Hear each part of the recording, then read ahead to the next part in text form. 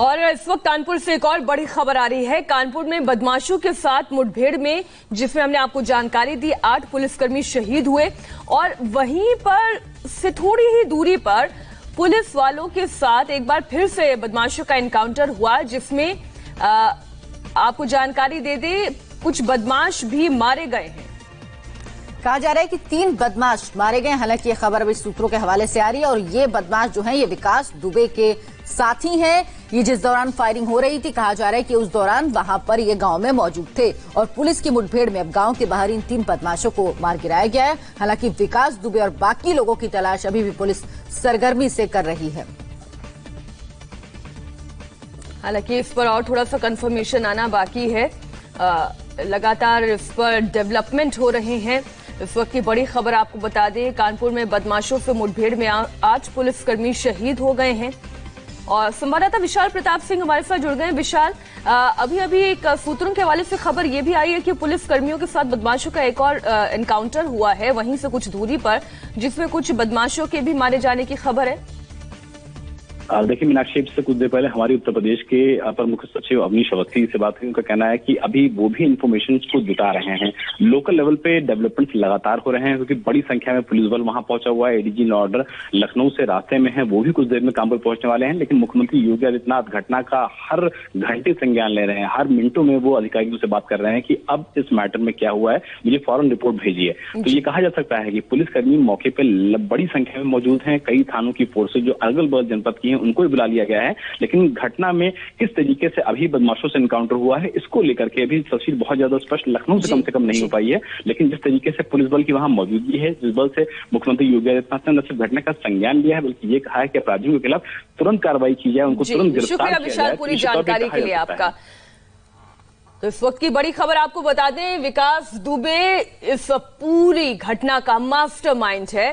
पहले से विकास दुबे गैंग के अपराधियों को यह पता था कि पुलिस पार्टी वहां पर पहुंचने वाली है। उन्होंने वहां पर जेसीबी लगा के पहले तो इलाके को रोका।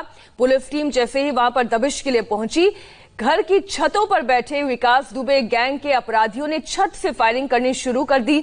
इससे पहले कि पुलिस की टीम संभल पाती, 4 पुलिसकर्मी गंभीर तौर पर घायल हो गए। 8 पुलिसकर्मी वहीं पर मौका वारदात पर शहीद हो गए। और इसी की आड़ में यहां से विकास दुबे गैंग के अपराधी, इंक्लूडिंग विकास दुबे, वहां से भाग पाने में कामयाब हो गया। लगातार पूरे इलाके में छानबीन जारी है, दबिश जारी है। आसपास के इलाकों से भी पुलिस बल को और मुस्तैद कर दिया गया है। और खुद उत्तर प्रदेश के मुख्यमंत्री योगी आदित्यनाथ ने इस मामले में दिशा निर्देश दिए हैं। आप देख सकते हैं कि पुलिस टीम बड़ी संख्या पर मौका वारदात पर मौजूद है और सघन तलाशी अभियान किया जा रहा है। और ये बात भी गौर करने वाली है कि पुलिस टीम वहां पर दबिश के लिए आ रही थी। इस बात की जानकारी विकास दुबे को आखिर लगी कैसे? आपको समझाने की कोशिश करते हैं कि ये जो घटना है ये इतनी बड़ी कैसे हो गई। बदमाशों को पहले से जानकारी थी, बदमाश घर की छतों पर छिपे हुए थे और पुलिस नीचे थी, यानी ऊपर से फायरिंग पुलिस की तरफ नीचे की गई। घात लगाकर हमला किया गया, बदमाश छुपे हुए थे। जेसीबी लगाकर रास्ता रोका गया ताकि पुलिस टीम वहां से भाग ना पाए और इसके बाद छतों पे छुपे बदमाशों ने फायरिंग शुरू कर दी। पुलिस वाले नीचे थे, इससे पहले वो कुछ समझ पाते, भारी नुकसान पुलिस बल को हो चुका था। 8 पुलिस वाले शहीद हो गए हैं, 6 पुलिसकर्मी घायल हुए हैं। जो शहीद हुए उनमें CO Bilhaur, SO Shivrajpur, SI, इसके अलावा 5 सिपाही भी हैं और एसओ बिठूर समेत 6 लोग गोली लगने से घायल हुए हैं। सभी को गंभीर हालत में रिजेंसी अस्पताल में भर्ती कराया गया है। विकास दुबे पर 2003 में थाने में घुसकर राज्य मंत्री और पुलिसकर्मी सहित कई लोगों की हत्या का आरोप है। पुलिस लगातार दबिश दे रही थी। पुलिस को जानकारी मिली थी कि विकास दुबे चौबेपुर थाना क्षेत्र के विकरू गांव में छुपा हुआ है। पुलिस टीम जब उसे पकड़ने के लिए पहुंची, हालांकि पूरे दल बल के साथ पुलिस टीम पहुंची थी, लेकिन जिस तरह से बदमाशों ने घात लगाकर स्वचालित हथियारों से हमला किया, पुलिस बल को भारी नुकसान हुआ। लेकिन सवाल यह भी उठ रहा है कि क्या पुलिस को इंटेलिजेंस पूरा नहीं मिला था कि इन बदमाशों के पास कैसे हथियार हैं, ये घात लगाकर हमला कर सकते हैं? क्योंकि अचानक हुए इस हमले में पुलिस के एसओ, सीओ, सब इंस्पेक्टर समेत 5 सिपाही शहीद हुए हैं। इस वक्त की बड़ी खबर लगातार आपको बता रहे हैं। अब आपको ये भी बता दें कि ये विकास दुबे आखिर है कौन। पुलिस की जानकारी के मुताबिक विकास दुबे खूंखार अपराधी है और कानपुर का हिस्ट्री शीटर है, जिस पर 2003 में शिवली थाने में घुसकर तत्कालीन श्रम संविदा बोर्ड के चेयरमैन राज्य मंत्री का दर्जा प्राप्त बीजेपी नेता संतोष शुक्ला की हत्या का आरोप है। हालांकि गौर करने वाली बात यह भी है कि इस मामले में विकास दुबे बरी हो गया था कोर्ट से। इसके अलावा विकास पर प्रदेश भर में 60 से ज्यादा गंभीर केसेस दर्ज हैं। कानपुर के राहुल तिवारी नाम के एक शख्स ने विकास दुबे पर धारा 307 के तहत एक मुकदमा दर्ज कराया है और इसी मामले में दबिश डालने के लिए पुलिस पार्टी मौके पर पहुंची थी जब ये पूरी घटना घटी। संवाददाता विशाल हमारे साथ जुड़े हुए हैं। विशाल, राहुल तिवारी कौन है जिसने धारा 307 के तहत ये मुकदमा दर्ज कराया था, क्योंकि इसी केस के सिलसिले में तो पुलिस दबिश डालने के लिए पहुंची थी। देखिए मीनाक्षी, जो हमारी पुलिस अफसर से बातचीत हुई है, राहुल तिवारी उसी गांव का एक लड़का है जिसका कि विकास दुबे के साथियों के साथ अभी कुछ दिन पहले विवाद हुआ था, जिसके बाद धारा 307 यानी कि अटेम्प्ट टू मर्डर, कत्ल की कोशिश करने का मुकदमा दर्ज कराया गया था। और इसी मुकदमे के दर्ज होने के बाद पुलिस पार्टी मौके पर छापेमारी के लिए पहुंची थी। विकास दुबे और उसके जो साथी हैं इस मुकदमे में नामजद, सभी की गिरफ्तारी की जाए, सभी को थाने लाया जाए और जो आगे की विधिक कार्रवाई होती है उसको सुनिश्चित किया जाए। लेकिन विकास दुबे और उनके साथियों को जानकारी हो गई थी कि पुलिस पार्टी वहां पहुंचने वाली है। यही वजह है कि जेसीबी से, जिससे आमतौर पे खेतों में खुदाई की जाती है, मकान वगैरह कभी ढहाने का काम होता है, उसको किया जाता है, जेसीबी मशीन को लगा करके पूरे आवागमन के रास्ते को बंद कर दिया गया था। पुलिस पार्टी मौके पर पहुंची है, उन्होंने जेसीबी को हटाने की कोशिश की है।